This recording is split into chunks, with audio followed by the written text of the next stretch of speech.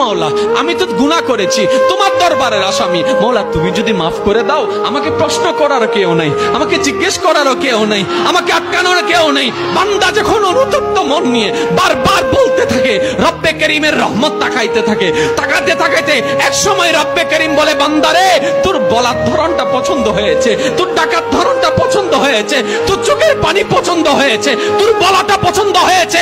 এবার মওলা বলে, আমি তোর সারা জীবনের কত গুনাহ করছিস? বান্দা বলে, মওলা 40,000 পার হয়ে গিয়েছে। কেউ বলে যে মওলা পাহাড় পরিমাণ হয়েছে, কেউ বলে যে মওলা আসমান পরিমাণ হয়েছে। এবার মওলা বলে যে আমি মাফ করে দিলাম, আমি মাফ করে দিলাম, আমি মাফ করে দিলাম, আমি মাফ করে দিলাম, আমি মাফ করে দিলাম, আমার বান্দাকে আমি মাফ করে দিলাম। ফেরেশতা বলে, মওলা এত বড় গুনাহগার, এত বড় আসামি, হাজার গুনাহগার, হাজারটা গুনাহ তওবা করেছে একবার, মাফ চেয়েছে একবার, তুমি মাফ করে দিলা, তুমি মাফ করে দিলা। রব্বে করিম বলে, মাফ করব না তো কি করব? বান্দাটা কার দেখতে হবে না, বান্দাটা কার দেখতে হবে না, সে রহমানের কাছে মাফ চেয়ে যদি মাফ না পাই, তাহলে তো বিশ্বের কাছে মাথা নত হয়ে যাবে।